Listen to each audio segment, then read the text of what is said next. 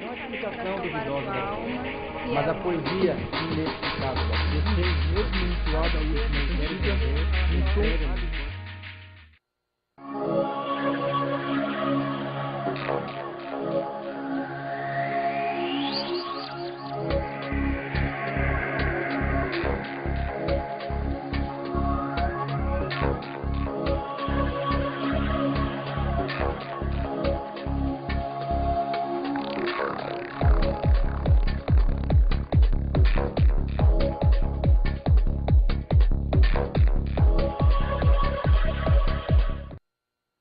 E aí, pessoal, tudo bem?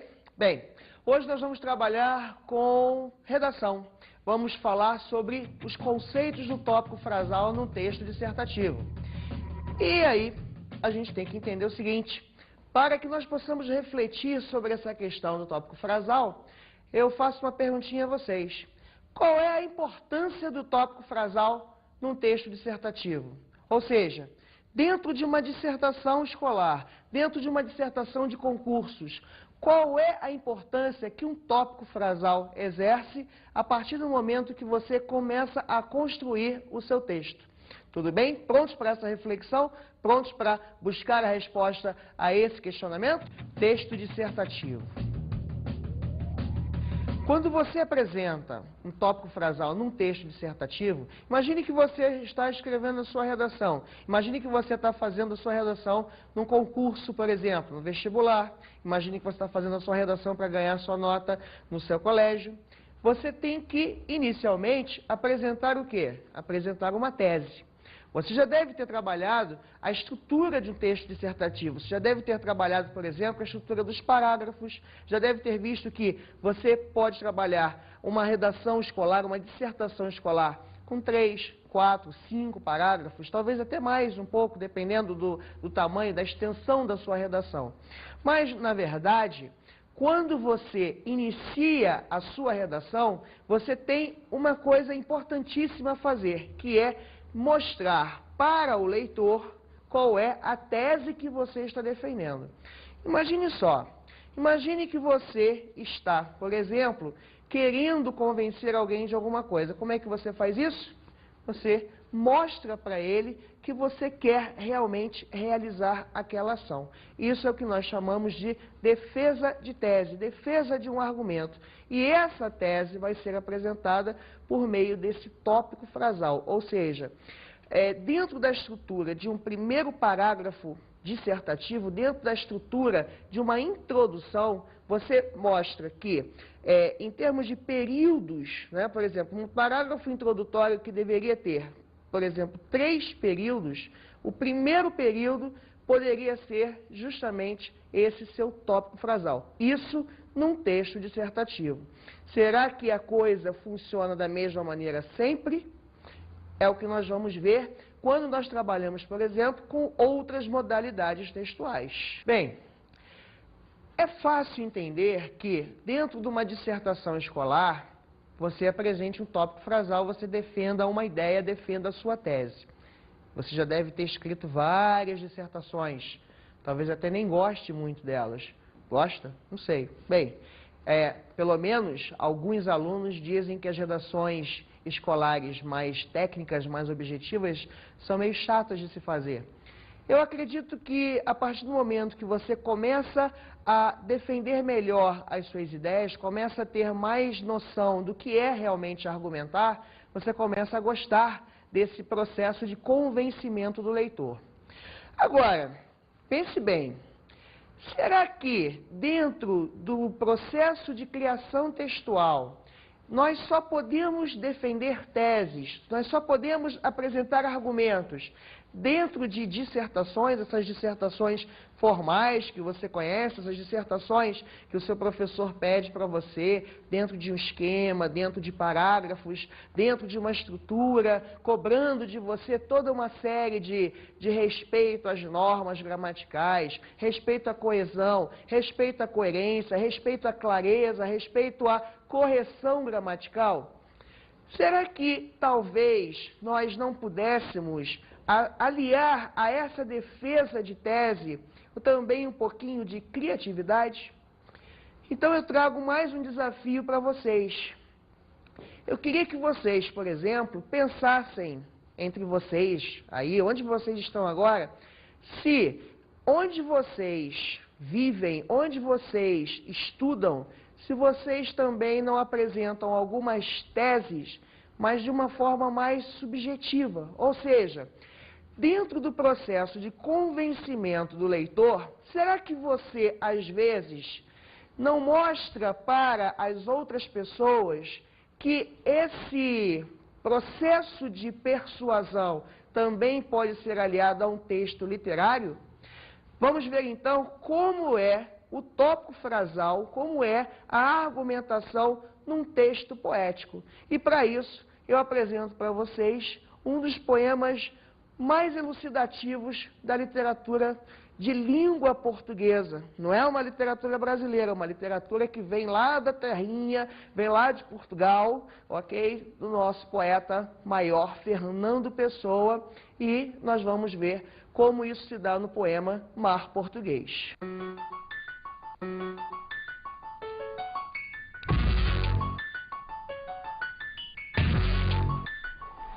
Ó mar salgado, quanto do teu sal são lágrimas de Portugal? Por te cruzarmos, quantas mães choraram, quantos filhos em vão rezaram, quantas noivas ficaram por casar, para que fosses nosso, ó mar. Valeu a pena? Tudo vale a pena se a alma não é pequena. Quem quer passar além do bojador, tem que passar além da dor.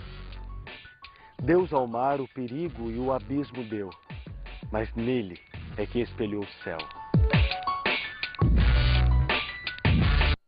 Imagina, você que está aí sentadinho, você que está querendo conquistar aquela menina que não te dá bola, né? Você já gosta dela há meses, mas não conseguiu ainda. Manda para ela a poesia do Pessoa, manda para ela o Mar Português e diz assim: vale a pena? Ora, menina, tudo vale a pena se a alma não é pequena. Quem quer passar na felicidade tem que passar além da dor. Deus a mim o mar e o abismo deu, mas no meu beijo é que espelhou o céu. Manda isso para ela e você vai ver se ela vai ou se ela não vai gostar de você. Tenta mostrar para você mesmo que a poesia pode e deve mostrar a argumentação de uma forma mais persuasiva, ou seja, mostra para o mundo ao seu redor que você detém o conhecimento das coisas dentro de uma linguagem poética, mas de uma linguagem argumentativa também. Isso também é feito de outras maneiras, é lógico, não é só na poesia. Tá? A poesia, pelo contrário, a poesia nem é para ser tão argumentativa assim. Mas, na verdade, a gente vai encontrar isso muito onde? No dia a dia, nas bancas de jornal, nas bancas de revista, porque dentro dos jornais, dentro de um texto jornalístico, o que você encontra é uma capacidade enorme de convencer as outras pessoas sobre determinadas opiniões. O que nós vamos perceber é que os editoriais de jornal, eles estão sempre tentando vender uma ideia para o leitor. E esse leitor, se ele não for muito atento, se ele não for um leitor que preste muita atenção às coisas, ele acaba se deixando levar por determinadas ideologias. O que é ideologia? Ideologia é uma forma que a sociedade dominante encontrou de fazer com que as pessoas entendam as ideias que elas querem que as pessoas entendam. Então, dependendo do momento em que a sociedade se encontra, dependendo do momento em que a história da humanidade se encontra, nós vamos estar vendendo determinadas ideologias. E a palavra é essa mesma, vendendo. Quando você apresenta uma ideia, você a vende. Galera, a sua redação escolar vende ideias. Preste bem atenção a isso. Hoje, nesse momento, você está vendendo ideias ao seu professor. Lógico, você quer o quê? Você quer o 10. não é isso? Você quer a nota mais alta. E para você conseguir a nota mais alta, você tem que fazer com que o seu professor compre a sua ideia. Olha para ele está apresentando para você essa fita. Olha para ele e veja se ele já comprou a sua ideia totalmente. Veja se ele já te deu 10. Veja se você realmente merece esse 10. Veja se a qualidade do seu texto é perfeita. Veja se você consegue melhorar ainda mais esse texto. E o que nós vamos tentar mostrar para você é como atingir esse melhoramento contínuo, ou seja, como buscar a perfeição numa dissertação escolar. A dissertação escolar. Bem, falando em dissertação escolar, é importante o seguinte, é importante que você perceba como é que você vai vender o seu peixe. Vender o peixe mesmo, é vender a redação mesmo para o seu professor. Veja bem, depois, quando você estiver, por exemplo, no vestibular, se estiver fazendo um concurso, de repente um concurso militar, um concurso mesmo para uma universidade, ou até daqui a alguns anos, quando você já estiver trabalhando e começar a mostrar para as pessoas quais são as suas competências, quais são as suas habilidades, você vai estar continuamente vendendo peixes. E esse peixe, metaforicamente associado a essa redação que a gente está falando aqui agora, vai ser o quê? Vai se mostrar, ora de uma maneira, ora de outra. Bem, então vamos continuar utilizando essa metáfora. Pensa no peixe, continua pensando no peixe. Como é que você cozinha o peixe? Sabe cozinhar, não sabe cozinhar? É bom aprender. É bom você começar a saber mexer com as coisas. Ou você vai ficar esperando que alguém sempre te dê o peixe pronto?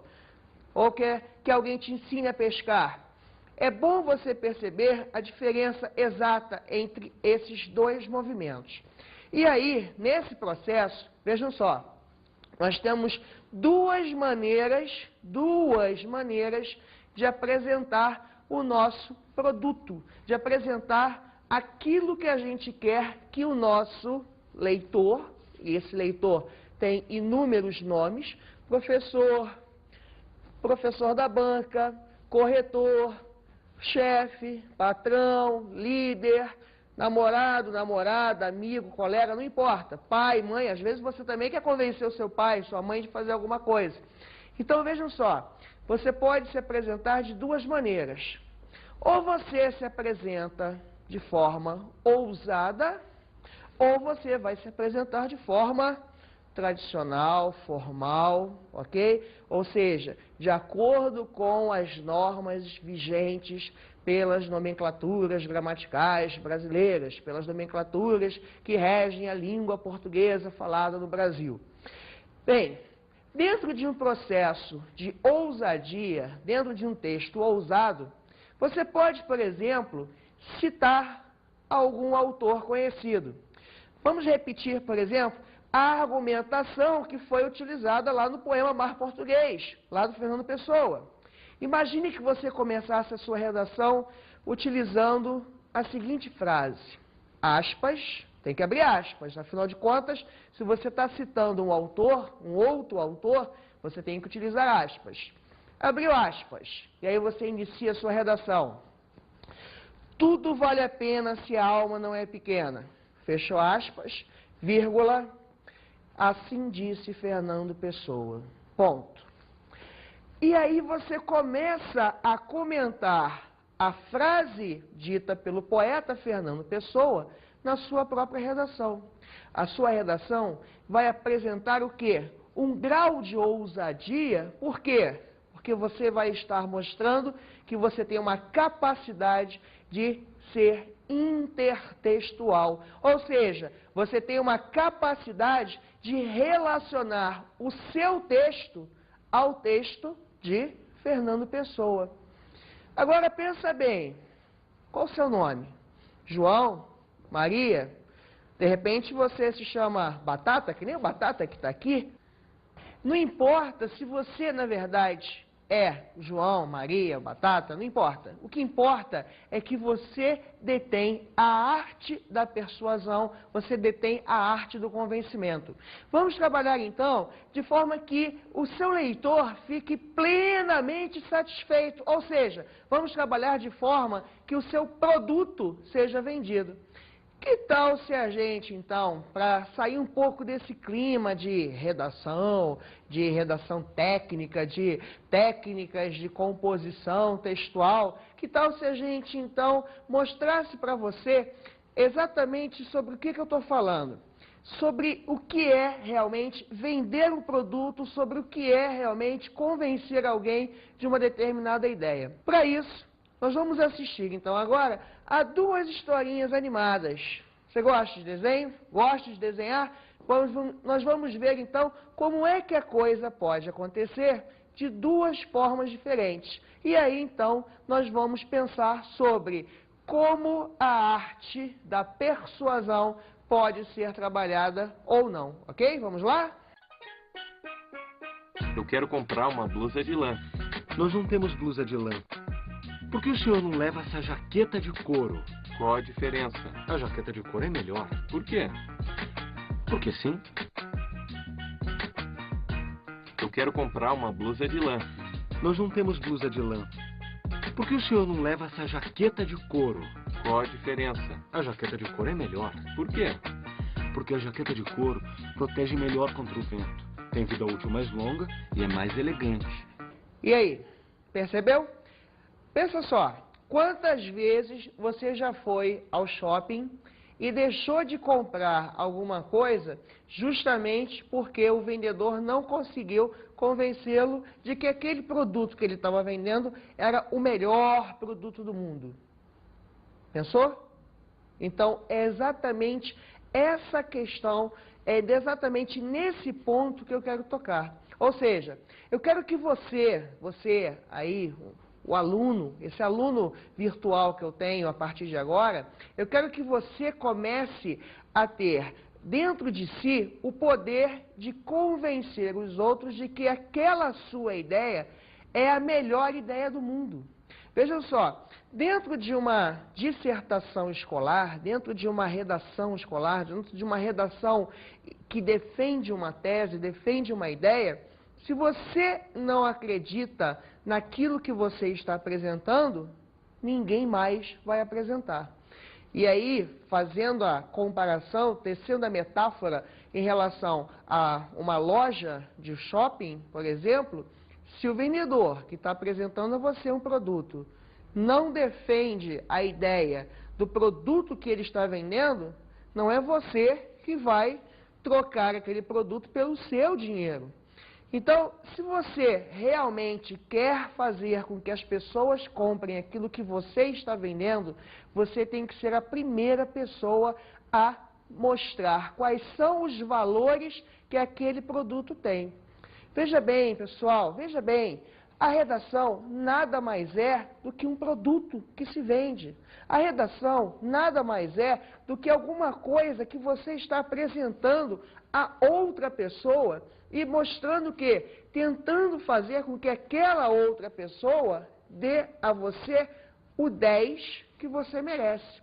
Para isso, esse leitor tem que estar plenamente satisfeito. Para isso, esse leitor tem que ter todas as suas expectativas atendidas, todas as suas necessidades preenchidas. Esse leitor precisa estar pleno naquilo que ele quer. Ele precisa estar completo naquilo que ele quer. Se você conseguir fazer isso, você vai conseguir o sucesso, você vai conseguir chegar aonde você quer. Bem, para trabalhar com essa forma, nós vamos ver como estruturar um parágrafo dissertativo. Nós vamos ver, então, como mostrar a redação dentro desse esquema escolar. Justamente para quê? Para que você possa buscar essa satisfação total do seu leitor, que no caso é o seu professor, ok? O parágrafo em um texto dissertativo. Como é que você vai apresentar, então, a estrutura desse parágrafo? quais são os elementos que vão compor exatamente esse primeiro parágrafo. Por quê? Porque o primeiro parágrafo é o parágrafo definitivamente mais importante da sua redação. Veja só, eu já falei, por exemplo, na aula, que você deveria utilizar 3 períodos. Esses 3 períodos, na verdade, podem até se transformar em 4 períodos, 5 períodos. Depende muito da sua criatividade, depende muito da sua competência no trato com relação às palavras. O que importa é que você tem que ter 3 partes nesse primeiro parágrafo: introdução, desenvolvimento e conclusão. Por que que você tem que apresentar essas 3 partes? Porque o primeiro parágrafo do texto dissertativo, na verdade, ele funciona como se fosse uma mini dissertação. Ou seja, veja só, toda a estrutura do primeiro parágrafo vai ser retomada no decorrer da sua redação. Quer ver? O primeiro período, suponhamos que o primeiro período seja, então, o seu tópico frasal. Você apresentou, você defendeu a sua tese, defendeu o seu tópico frasal, apresentou ao seu leitor o seu tópico frasal. Ele vai ser retomado no decorrer da sua redação como um todo. Por quê? Porque você vai ter que apresentar os argumentos que o defendem. O segundo período do seu primeiro parágrafo, que seria o desenvolvimento, ou seria a argumentação, ele vai ser retomado nos 2 outros parágrafos que vêm logo a seguir. Se, no caso, você está utilizando uma redação com uma estrutura de 4 parágrafos. O que importa é que o segundo período do seu primeiro parágrafo, da sua redação, o segundo período vai ser retomado no desenvolvimento da sua redação. Bem, e o fechamento, então, vai ser o quê? Ele vai ser retomado no último parágrafo da sua redação, a conclusão. A partir do momento que a sua redação é concluída, você, então, vai receber o quê? Os aplausos do seu professor, vai receber o 10 do seu professor, e se você estiver prestando um vestibular, um concurso vestibular ou um concurso militar, você vai receber, então, vai ser laureado com a aprovação, que é o que nós queremos realmente. Nós queremos que você tenha sucesso. Bem, para que a gente possa ver isso na prática, nós vamos observar como a introdução de uma redação escolar, de uma dissertação escolar, se apresenta na sua estrutura, na sua composição. Nós vamos apresentar para você agora um primeiro parágrafo de uma dissertação, o primeiro parágrafo de uma redação escolar, para que você possa prestar atenção a esse tópico frasal. Eu quero que você observe muito bem qual é o tópico frasal. E eu já passo para você um exercício. Eu quero que você identifique nesse tópico frasal qual é a palavra-chave dele, ou seja, qual é a tese que eu estou defendendo, ok? Vamos lá? O mundo de hoje apresenta, de forma intrínseca e irrevogável, uma tendência à fragmentação do ser.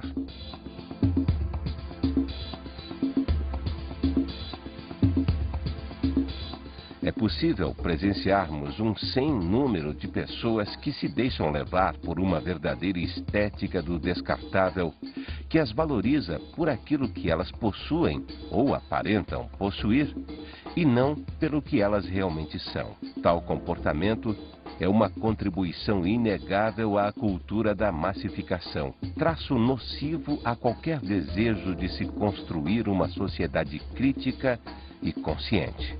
Marco Antônio Pinheiro. Percebeu? Já tem qual é a palavra-chave? Conseguiu identificá-la? Se você não conseguiu identificá-la, então isso quer dizer que o texto não está vendendo bem a ideia. Por outro lado, se você percebeu que a palavra-chave é exatamente aquela que está ali, é porque o texto está sendo competente. Mas nós vamos observar então, vamos repetir, eu vou repetir para você qual é esse primeiro, esse tópico frasal, esse primeiro período do primeiro parágrafo desse texto, e a gente vai fazer isso junto. Vamos lá. O mundo de hoje apresenta de forma intrínseca e irrevogável uma tendência à fragmentação do ser. Bem, eu sei que eu estou falando do mundo de hoje, então o tempo, quando? Hoje. sei que eu estou falando do mundo, quem? Então, quem? Mundo. Eu sei que eu estou falando desse lugar, né, o onde é esse mundo. Agora, o que? Eu estou falando do quê? Perceba bem qual é a tese que está sendo exposta nesse período, nesse tópico frasal. O mundo de hoje apresenta de forma intrínseca e irrevogável uma tendência à fragmentação do ser. Se você falou fragmentação, você acertou. Por quê? Porque, na verdade, é exatamente essa tese que vai estar sendo defendida. E aí você vai ter que começar a buscar os argumentos para defendê-la.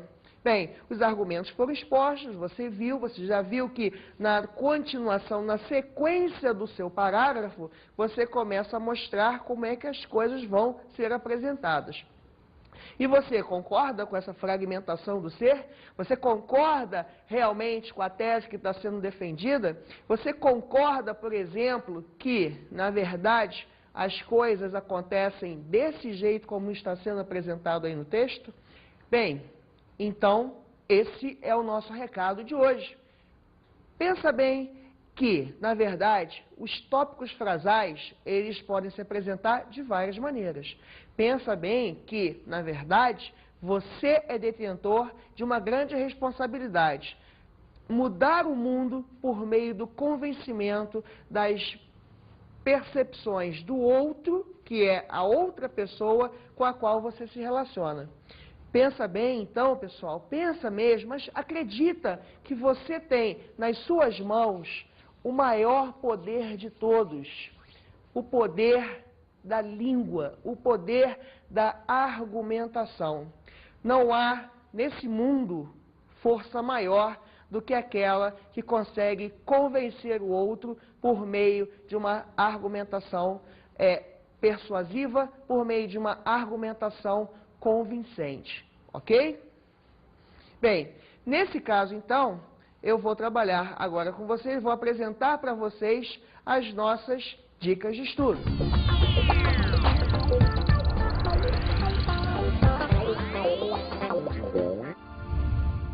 As nossas dicas de estudo de hoje são muito mais pertinentes do que você pode imaginar. Em primeiro lugar, leia muito, leia sempre, leia sem parar. Não desista de ler o mundo que está à sua volta, mas leia tudo, tudo mesmo. Leia o olhar dos seus amigos, leia o olhar da sua mãe, do seu pai, leia os gestos das pessoas que estão no mundo à sua volta. Eles às vezes dizem mais coisas do que certas palavras. Leia os outdoors, leia as manchetes de jornal, leia os editoriais de jornal, leia as revistas, leia as reportagens, leia histórias em quadrinho. Leia o que você puder, porque é por meio da leitura que a gente consegue apresentar os argumentos mais convincentes. 3 livros são fundamentais para você desenvolver melhor também a sua capacidade de argumentação. O primeiro deles é um clássico da nossa literatura. Você que quer ser um bom convencedor do outro, precisa ter essa leitura feita, precisa ter essa leitura realizada. Memórias Póstumas de Brás Cubas, de Machado de Assis. Talvez seja um dos livros mais importantes da literatura brasileira, quiçá da literatura de língua portuguesa, ok? Ou seja, de todos os países de língua portuguesa que a gente pode conhecer. Outro livro importante para você, Manual de Expressão Oral e Escrita, do professor Matoso Câmara Júnior. É um estruturalista, sim, mas que mostra para você todos os passos de uma boa sequência, de uma linearidade dentro de um texto escrito de uma dissertação. Coesão e Coerência em Narrativas Escolares, da professora Lúcia Bastos. Você também encontra isso facilmente e você vai ter acesso a informações num texto narrativo, mas que mostram para você algumas dicas importantes quanto ao processo de coesão e coerência que são fundamentais na sua dissertação. É importante você tecer essas relações entre as duas modalidades textuais. Ok, pessoal? Então, valeu, até a próxima e a gente se encontra novamente.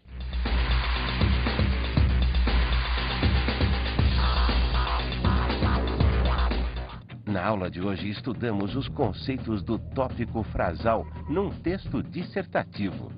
Bem, na aula de hoje, nós estudamos a importância do tópico frasal no texto dissertativo. Vimos também que o texto poético pode se apresentar de forma argumentativa e persuasiva. Estudamos a importância de um parágrafo introdutório numa redação escolar e vimos a estrutura desse parágrafo, ou seja, vimos como esse parágrafo se divide em 3 partes: introdução, desenvolvimento e conclusão. Trabalhamos também, metaforicamente, a redação de maneira que você possa mostrar para o seu professor, para o seu leitor, que, na verdade, você está apresentando um produto que precisa ser comprado, que precisa ser adquirido. E, afinal de contas, nós trabalhamos a importância da persuasão no mundo de hoje. A importância de uma pessoa que domina a técnica da persuasão de forma a conseguir atingir os seus verdadeiros objetivos e ideais. Não a explicação duvidosa, mas a poesia inexplicável. Mesmo entoada a última antiga, em tom